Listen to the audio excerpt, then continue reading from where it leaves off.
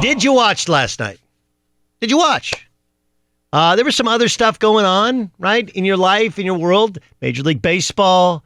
I know there's some TV shows that I have not caught up on. You know, Big Bang Theory apparently came to an end a couple nights ago. Was that last week? Had no idea. It's okay. It's on in, what's it called, Ramos, when you, syndication, right? Those shows like Seinfeld that feel like they never went away. Did you watch the NBA playoffs last night? Game 4, Eastern Conference Finals. If you didn't, Toronto won. Norman Powell had kind of a breakthrough game. Fred VanVleet, who had been struggling in the playoffs, made some shots, made some plays. And Kawhi Leonard, despite being hurt, played well enough to win. Meanwhile, the Milwaukee Bucks struggled to make shots again. But I found myself really, really, really struggling. I love basketball. And I'm watching Kawhi Leonard, who for my money is one of the top 3 players in the game. There is the irony to the fact that he missed most of last season with an injury that the Spurs thought he had already come back from. And last night he was playing clearly dinged up, which I'm not sure if it's exchange rate or the Canadian healthcare policy or whatever it is. But it is interesting that he's playing hurt in playing for Team Canada, whereas he didn't seem to want to play hurt playing for the San Antonio Spurs. Granted, different injuries, but it's at least interesting. Giannis Antetokounmpo continues to struggle with his shooting and doesn't appear to be totally ready to be a breakthrough superstar in the playoffs. But nonetheless, you got 2 of the top 5, top 10 players in the game. You have the Toronto Raptors who, as late as last year, had the best record in the NBA. The Milwaukee Bucks had the best record in the NBA this year. The Raptors last year, best record in the Eastern Conference. And so it's not like they're totally Johnny-come-latelys, but I just struggled with the lack of kind of brand identification. That's really what it comes down to. Right? It's like when there's a new car on the market. Like, I need to see some Consumer Reports reviews before I really decide whether or not I'm going to get in it. Now, take the Volvo, for example. Right? Now, Volvo has kind of switched hands a couple times over the last 20 years in terms of who owns the company. But you already have established in your mind what a Volvo is. When I say Volvo, what do you think? Like, man, that's a safe car. That's a boring, safe car. Right? So even if they make some beautiful sedans now, they make some cool SUVs, you can't get out of your mind the branding that has been established. Correct? A Chevy Impala now, the Impala now is really just kind of a family commuter sedan. But if you're my age, you remember about 20 years ago, they came out with an Impala that was an Impala Super Sport that had like a Corvette engine in it. And if you're an old timer, you remember the Impala as a souped up car, right? Again, that's the brand identification with the name. That's smart. And it's interesting. My favorite show that I've been binge watched, and I didn't watch Breaking Bad when Breaking Bad was a thing. It was like a couple years later. I didn't watch The Wire when The Wire was a thing. It was a couple years later. I didn't watch Mad Men when Mad Men was a thing. It was a couple years later. I'm now binge watching with my daughter The Office. It was great. Last night we watched the Cafe Disco one. Do you guys remember the Cafe Disco one? Cafe Disco is awesome. But my favorite one was Mad Men. And I have a marketing degree. I'm fascinated by ad sales and advertising. I'm also interested in kind of that era in society.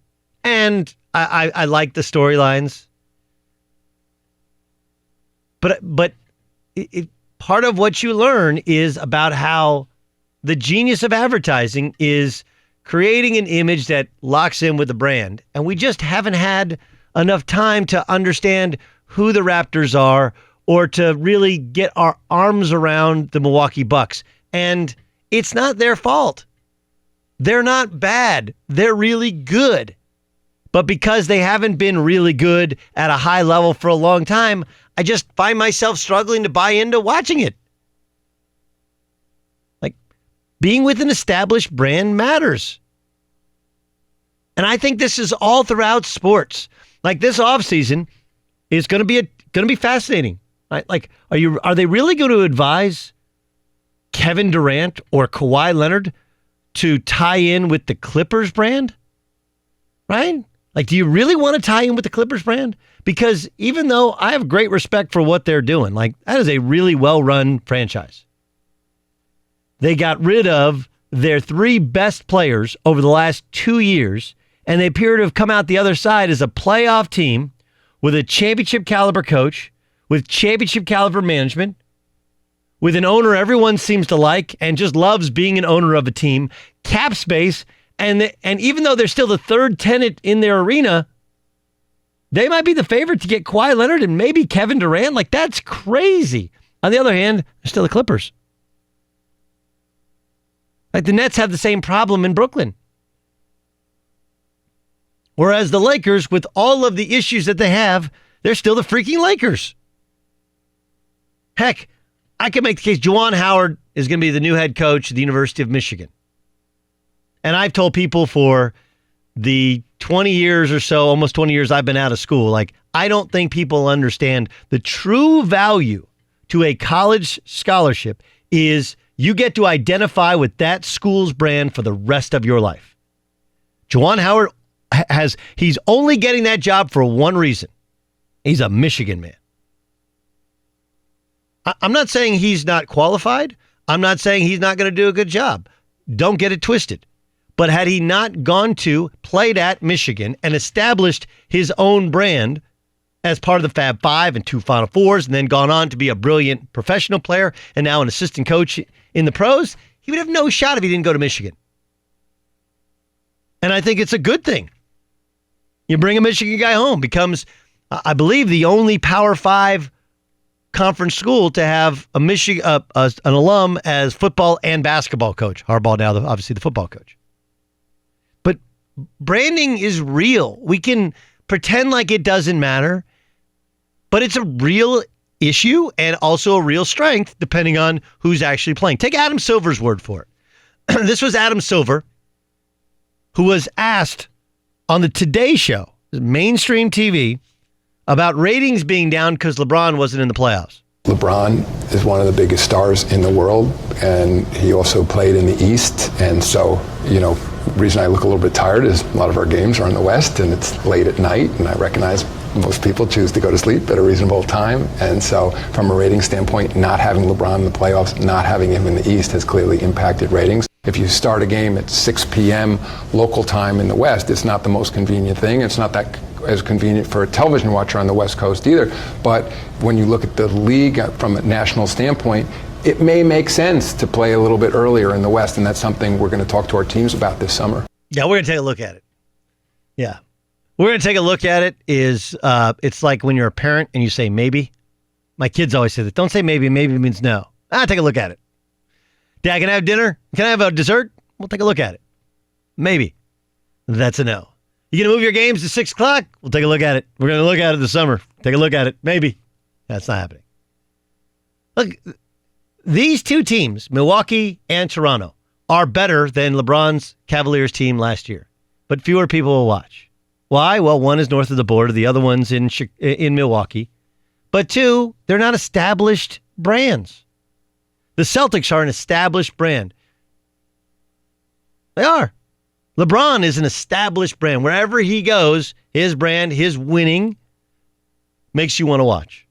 The Warriors have become an established brand through 5 finals in a row.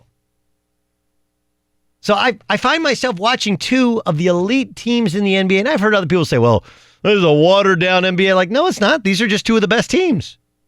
You're just not used to... The Sixers were really good this year. The Celtics were really pretty darn good this year. Those 4 teams are good in the West. They're good in the East. I would make the case that the West isn't nearly as strong as it used to be, and the East was far better. Why do you have this embedded in your brain that the West is so much better? Branding. They've won 14 of the last 20 NBA Finals. More than anything, it's been pounded away year after year, and it just takes time. So me as an avid basketball viewer, a former fan, a former player who covers it, knows the coaches, knows the players. We had a couple coaches on, Monty Williams and who else do we have on yesterday? Frank Vogel on yesterday. Download the pod. Shameless plug. I can tell you that even though it's suddenly become a 2-2, anyone can take this series, that Toronto's finally got Fred VanVleet playing, finally got some contributions from their bench, Norman Powell, and even though Kawhi is banged up, they're winning the last 2 games and their defense has been excellent. Then the Milwaukee returns home and you would expect them to play far better at home. It's become it should be super exciting and I can't wait, and I'm like, Because whether it's a sports brain or just my regular brain, I have trouble with the lack of branding and established winning presence, not necessarily culture, but mindset as a fan of either one of these teams.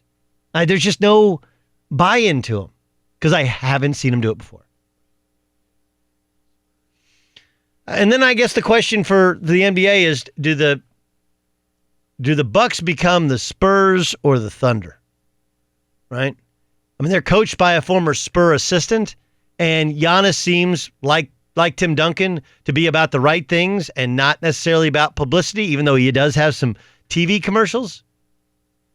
And there's always going to be some limitations market size-wise. But the Thunder only got to one NBA Finals, but seem to become far more watchable, even if they don't nearly have the wins to back it up like the Spurs do. And if the Raptors don't win this series, are they forever like the Cleveland Cavaliers of the 90s? Not even the Knicks or the Pacers, who both got to an NBA Finals. The Cavaliers, remember, they used to have a loaded roster, but they could never get past Jordan. And now with this era's Jordan, LeBron out of the East, they can't get past the Bucks. They're forever kind of mired in that really, really good but not great category. I struggled yesterday. I'll struggle to recap it, to pay attention to it, even though I would tell you Kawhi Leonard and Giannis are 2 remarkable stars, and these are 2 really good teams.